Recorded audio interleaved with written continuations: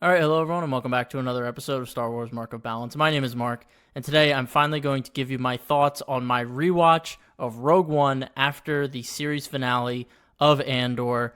I have not rewatched Rogue One since my freshman year of college, which is crazy to say at this point, but about halfway through season 1 of Andor, I knew that it was going to be something special in Star Wars, and I wanted to delay my rewatch of Rogue One until the series had wrapped up and get the full effect of having Andor's backstory going into the movie that is the strongest of all the Disney movies, without a doubt, and a movie that I hold in high regard among Star Wars films. So, after 3 years of building up my expectations around this rewatch, what did I think?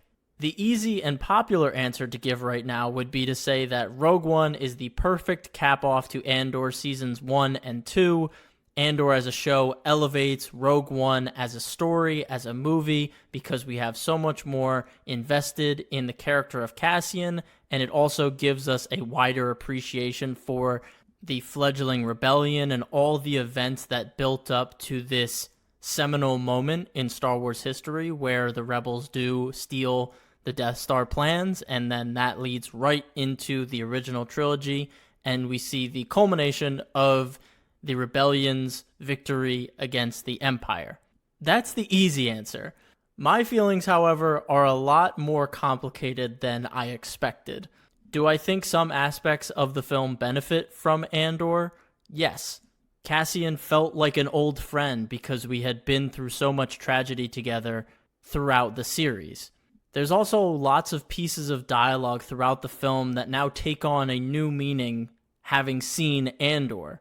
But ultimately, what I take away from this rewatch is that Andor makes Rogue One feel a lot weaker from a writing and storytelling perspective in comparison. I think the show actually exacerbates the shortcomings of the film instead of elevating the film to a higher level. This is most obvious with the pacing and character development. Now, these aren't new criticisms. These have been the main talking points around Rogue One since it first came out. Specifically, Jin's character development feeling extremely rushed, and the pacing of the first 30 minutes of the film feeling like a marathon of jumping planet to planet and not really understanding what's going on until it focuses up about halfway through. These issues didn't bother me too much in my initial viewings of Rogue One, but now having seen the meticulous development of characters and the pace of the story in Andor, it makes Rogue One look a lot weaker in comparison. There has been plenty of documentation on the rocky production of Rogue One. There was extensive reshoots. If you remember from the first trailer that we saw, there are scenes in that trailer that play out a lot differently in the final cut. And of course, our man Tony Gilroy was brought in halfway through the film to rewrite large portions of the script and to rework the story. He's even talked about it on this Andor press run that it was a chop job. He came in and had to edit and rewrite a lot of the script. I think that all becomes a lot more obvious after seeing Andor. So while I come out of this rewatch of Rogue One still feeling overwhelmingly positive about the film, I can't help but wish that we got Tony Gilroy's full vision for Rogue One and that he was the writer of the film from the start with Gareth Edwards at the helm directing. I think that version of Rogue One would have been something truly special and would have solidified Tony Gilroy's trilogy of Season 1, Season 2, and Rogue One as some of, if not the strongest Star Wars out there. But right now, Rogue One, to me, is the weak link of the trilogy. Before I get into some of my positive takeaways, I do want to quickly discuss Jyn Erso as the main character of Rogue One because it's been a point of criticism since the film released, and now it's become an even bigger discussion because Cassian led an entire show, and then he gets relegated to a supporting character in Rogue One. And I think a lot of people are saying, I wish Cassian was the main character of Rogue One, it would have made a lot more sense. While I don't entirely disagree with this point, I think having Cassian as a supporting character makes a lot of sense and shows the intention of why they based an entire show around a relatively small character in a spin-off movie. Throughout the series, Cassian is constantly inspiring others to take control of their life, whether he means to or not. He inspires them to be the main characters of their own stories. And because of that, he earns so much respect and loyalty from those around him. And that's no different in Rogue One, and that's why I think it's actually a fitting continuation of the story of Andor, even though he's no longer the main character. Now, obviously, Andor was amazing because it was a true ensemble show, and there were so many great characters that you could make the argument that they each had their moments where they were the main character of the series. The series also received a lot of criticism for having Cassian as the main character because people felt that he wasn't charismatic enough to carry the show or be marketed as the main character. But to me, I think that proves the point even more, that while he is an essential element to the rebellion and why it succeeds, he's also just another person with no more power to change things than anyone else. And it's through his choices, whether reluctant or not, that he and those around him that he affected changed the galaxy forever. Now, I want to make it clear this is not a full re-review of Rogue One. I'm just touching on aspects of the film that I think changed because of Andor. And because Andor's character writing is so sharp, it's so meticulous in how they build and craft these characters, Jyn's character does feel a lot weaker this time around.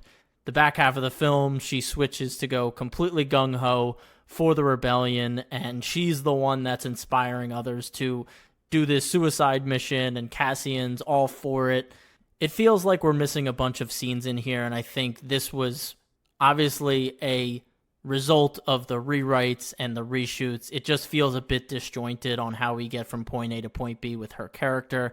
I think they're able to get away with it because they have her dad die in her arms. He was a slave essentially to the Empire, and this Death Star is a representation of what they did to him and how they forced him to work for them.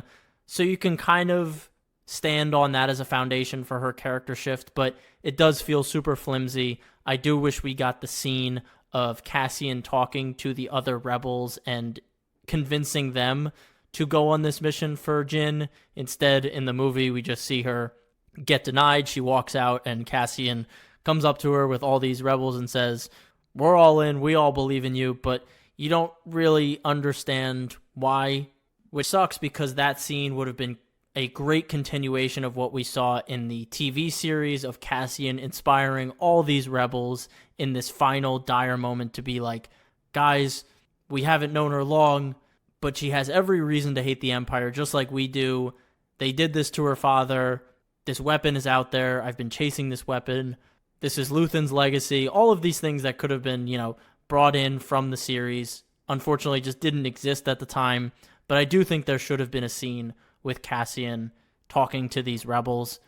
And I think Jyn's relationship with Saw Gerrera in the beginning of the film feels forced, like they're saying that they care about each other and that they had all these years together, but you don't feel it, even though Forrest Whitaker and Felicity Jones are powerhouse actors. I just don't think the words were there to match the emotions and feelings of seeing her pseudo-father again.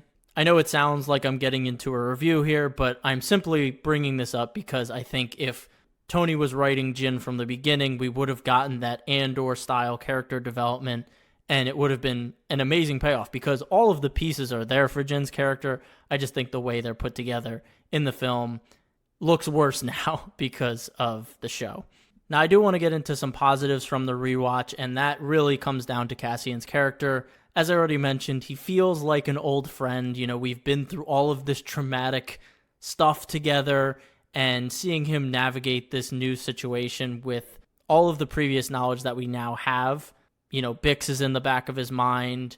His time in Narkina 5 is in the back of our mind when he's locked up with Chirrut and Baze. The line, which was my favorite line from my first viewing of the movie, when Cassian says to Jyn, "I've been in this fight since I'm 6 years old. Finally, the rebellion is real for you." That hits a lot harder because we think back to when Marva saved Cassian and the loss of Marva and the speech she gave when she died. All of that stuff just is there in your mind watching Cassian express these feelings to these characters. But my favorite moment, my favorite callback, parallel, whatever you want to call it, from this rewatch of Rogue One is when K2 is sacrificing himself. The last words he says to Cassian are climb. Climb to get the Death Star plans from the Data Vault. And do you know who else's last words were climb to Cassian? Nemec. When they were escaping Aldhani and Cassian was piloting and Nemec was giving him all the trajectories, he was screaming, climb, climb. I think this is too perfect a parallel for this to be coincidental. Nemec is the first person to truly plant the seed of the idea of rebellion into Cassian's mind that he somewhat understood. And it's someone who had an enormous impact on Cassian's life, enough for him to be given his manifesto where he would listen to it over and over again. And now, in his best friend's final moments, he hears the same words as this revolutionary that has been in his mind for so many years. When that happened on screen, I heard that line, my mind immediately went to Nemec, and I got chills. I was blown away. I'm so curious if Tony has confirmed this anywhere, that this was intentional, but we all know Tony. We know how detail-oriented he is, and every line of dialogue matters, and this feels like something that he remembered from Rogue One, and he said, I'm going to plant that in my show, and now having the full picture, it's just like amazing. So good. This was probably my favorite piece that I took out from this rewatch of Rogue One. Obviously, Cassian's death in the end has a lot more emotional weight behind it because we know he has a son out there with Bix. We connect that his final moments here, he's looking out at this sunrise, it looks like at least, and that calls back to Luthen's speech with a sunrise he'll never see, but then it also calls back to when he found out that Marva died when he was on Niamos with Melshi. He looks out at the sun set over the water. All those visual parallels were really cool to see in this rewatch. Other than that, though, the movie pretty much plays the same way for me. You know, Krennic is less of a direct antagonist to our main characters. He's more operating in parallel, and then they finally clash in the end. It's not like Krennic was taking actions directly against them. They more unknowingly end up in the same places at the same time. So I like that we got more of Krennic in Andor. I think I forget how little he actually did against them in Rogue One the first time around, but now having seen Andor, it makes sense why Krennic wasn't directly opposing them. That pretty much sums up my thoughts on the rewatch. Obviously, from what I've talked about, it was a bit of a disappointing experience. Again, I really enjoy watching Rogue One. It's a really fun movie. The deaths at the end still hit. There's still an emotional gut punch to each of them, even though we don't get a lot of backstory on them. I know that's another criticism levied against the movie, but I feel like we get enough from most of them to still feel that their sacrifices meant something. But ultimately, the effect that Andor had on this rewatch was the complete opposite of what I expected. While some lines of dialogue were enhanced and there was some great parallel imagery to what we had seen in Andor, overall, the story of Rogue One feels a lot weaker now, having seen the meticulous nature of the writing in Andor as a series. And a lot of the criticisms that were levied against Rogue One and are still levied against Rogue One become a lot more apparent this time around because we've seen it done better in a piece of media that connects directly to it. I do, however, want to hear your thoughts on your rewatch of Rogue One after finishing Andor. Do you think the movie is elevated because of the show, or do you fall in the same boat as me? Let me know in the comments below. Please subscribe, like this video. I appreciate all the support I've been getting on YouTube. It means the world to me. Let's keep it going. Let's keep the momentum up. And as always, stay safe, stay healthy, and may the Force be with you. Peace.